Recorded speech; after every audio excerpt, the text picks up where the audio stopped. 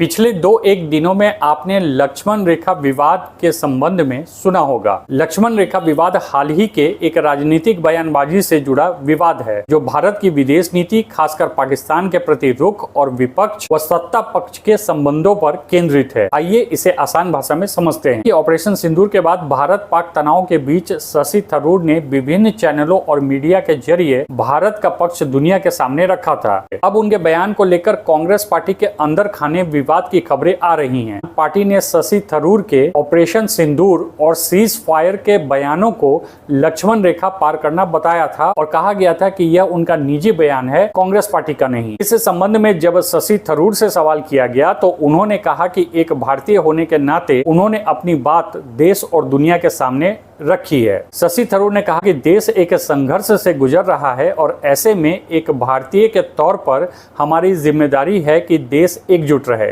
मैं पार्टी का प्रवक्ता नहीं हूं, मैं सरकार का भी प्रवक्ता नहीं हूं।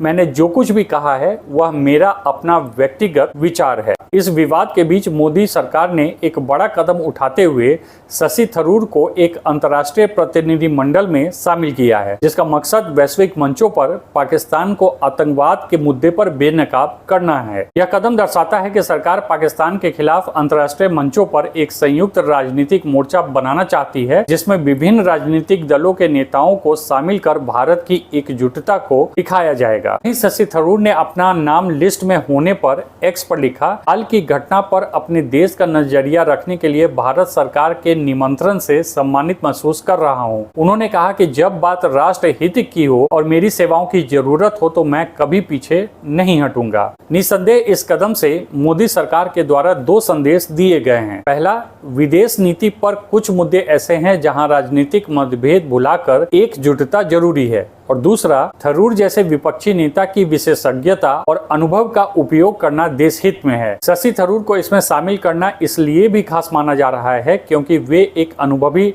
राजनयिक, लेखक और संयुक्त राष्ट्र में भारत का प्रतिनिधित्व कर चुके हैं।